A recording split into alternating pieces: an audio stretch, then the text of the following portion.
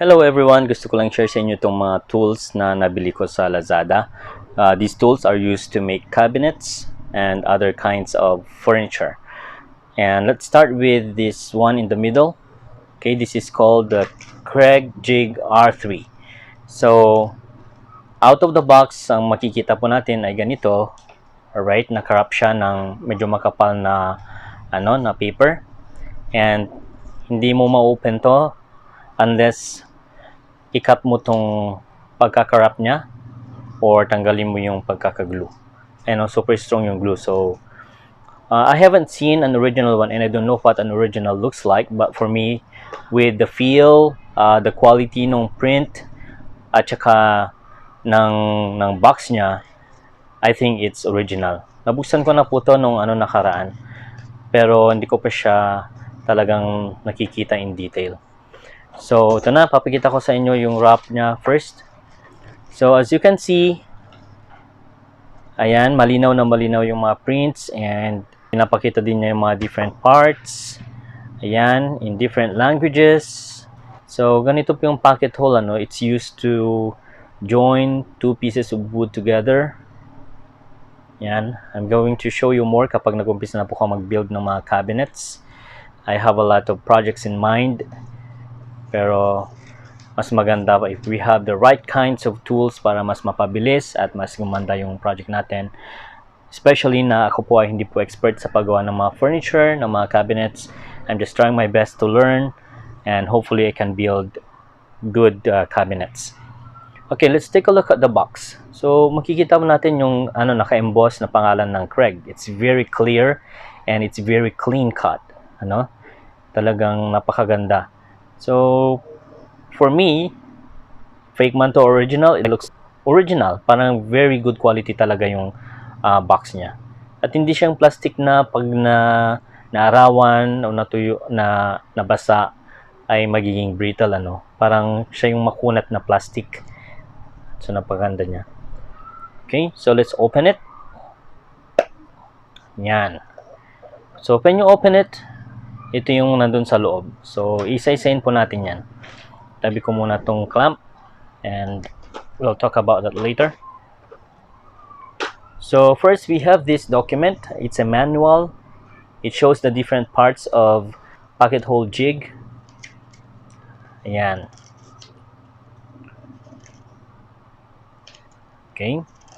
So, ito rin, if you are not sure kung ano yung screw na gagamitin, for the different thickness, nakalagay din po yan. Mayroon pong table dito.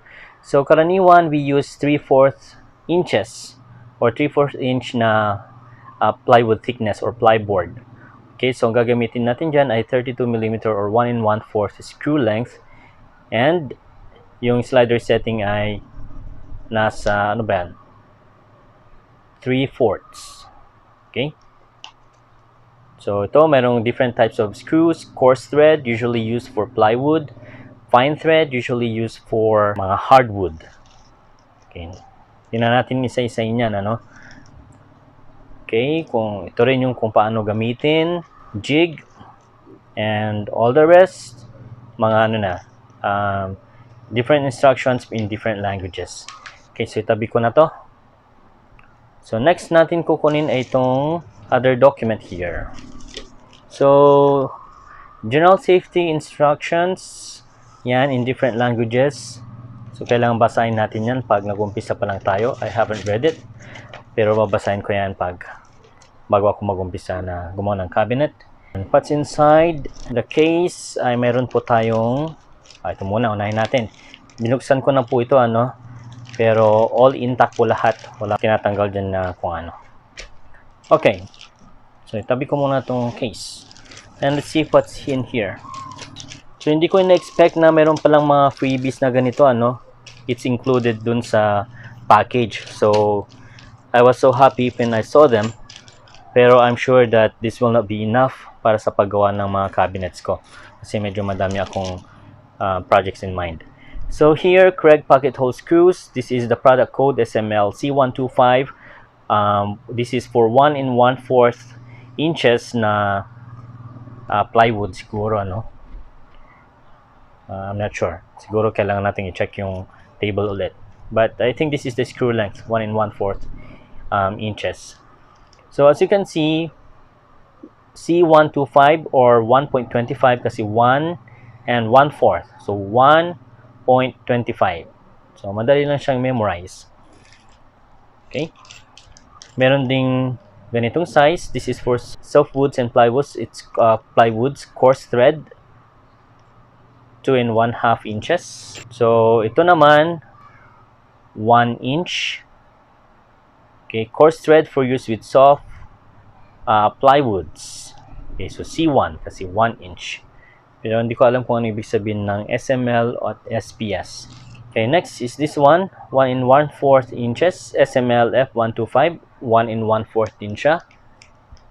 Okay, but this one is for hardwood. So, yung thread niya ay fine thread. Hindi gaya nung isa. Ito, 1 and 1/4 din. Pero this one is for softwoods and plywoods. So, tingnan mo yung thread niya, magkaiba talaga. Ito, coarse, this one is coarse, and this one is very fine. Okay? So, meron din tayong 1 and 1/2 inches, C150.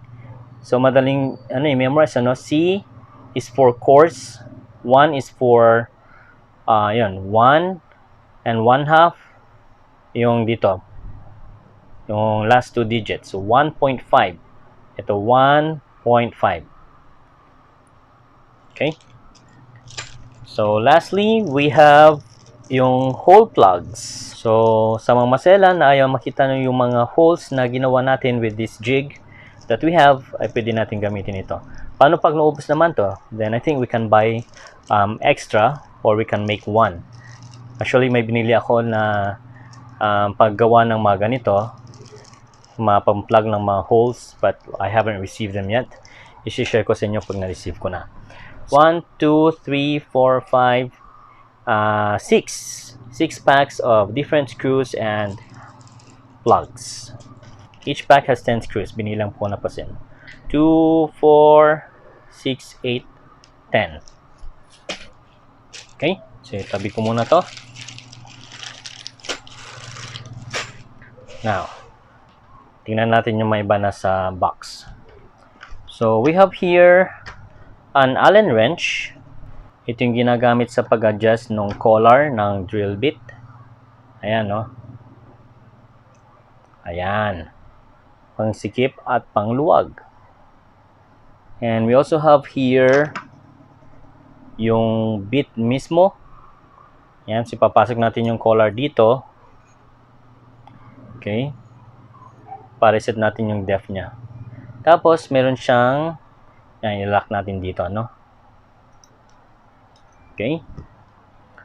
Tapos, I think ito yung ginagamit na pang screw. You know, kasi square siya eh. Kung makikita po ninyo yung head niya ay square. Yan. So, ito yung pang higpit. Okay. So, we also have this. Ito yung pinaka-jig talaga. So, nakalagay Kreg Jig R3. So, makikita na po natin talagang malinaw yung niya, yung pagkaka-emboss niya. So, karaniwan naman pag ganito, yung very good quality ay mga original talaga. And at the back, you can see yung different labels, measurements, para alam natin kung gaano kalalim yung hole na gagawin natin. Paano ba to ina-adjust? Ayun. Hindi na naman palang i-adjust. So, kailangan mo lang i-press yung sides niya dito. Ayun, no? Oh.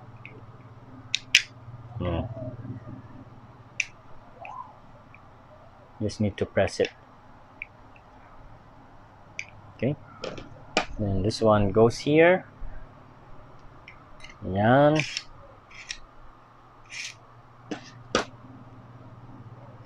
Okay. Ito naman yung adapter ng clamp. Para dito papasok yung clamp na papakita ko sa inyo mamaya. And inside the box, balik ko muna to baka mawala. Ayan. So dito makikita rin natin yung mga pag-a-adjustan natin ng collar para makita natin kung gaano kalalim yung ano niya, yung depth ng ating screw.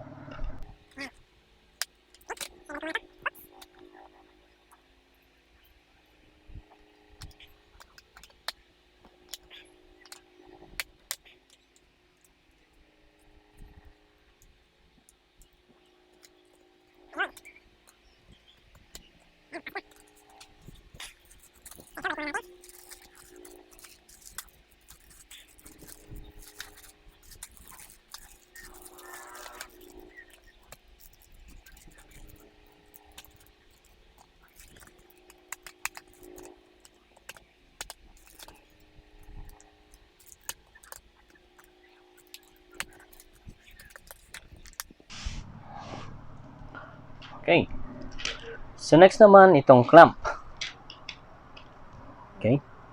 So this is what we call the Kreg Automaxx. At tingnan natin yung mga different parts niya. So dito yung handle niya, it's a good quality rubber Automaxx. And makikita natin dito yung adjustment niya. So meron siyang knob dyan, iikot natin. Turn natin upwards. Ibig sabihin yung pagkakaklamp niya ay mas maluwag. Ayan. Pero pag plus naman, on the other side, yan, downwards, may nakalagay na arrow. So, ibig sabihin yan, mas malakas yung pressure. Ayan, no? Ayan. Hindi na kaya. Masyado nang maipit. Okay. There we go. Then, tanggalin lang natin ganyan. Parang vice grip lang siya. And as you can see, there is there is a letter A na naka-engrave.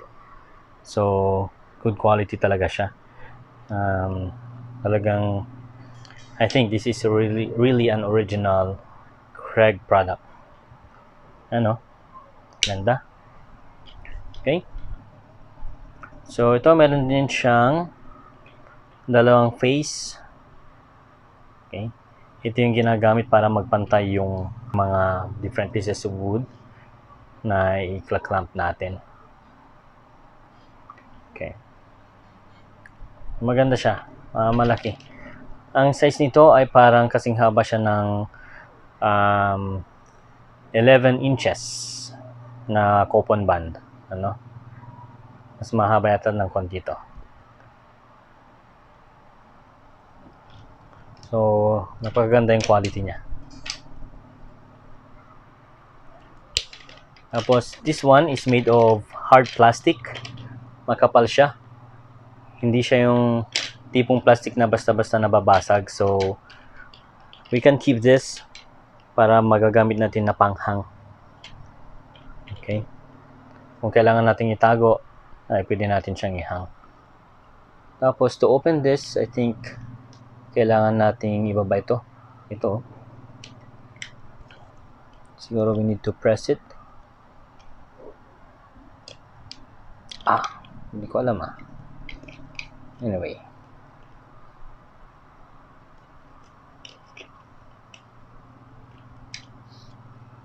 Siguro mahigpit kasi first time Ayan. Anyways, mamaya ko na bubuksan. Mahirap pala siyang buksan Okay. So, next na binili ko itong 2 sets of 1 1/4 inches na screws. Kreg din. Ito yung gagamitin para sa pocket holes. Kasi yung free natin dito sa box ay iilan lang. So, I'm sure na magkukulang ito. Alright, so this is it guys. I hope abangan ninyo yung mga ibang videos ko. I'm going to start making cabinets. Again, hindi pa ako expert, hindi ako professional sa paggawa ng cabinets, but I think I would love this as a hobby. So see you in my next video. I hope you like it. Please subscribe and take care. God bless.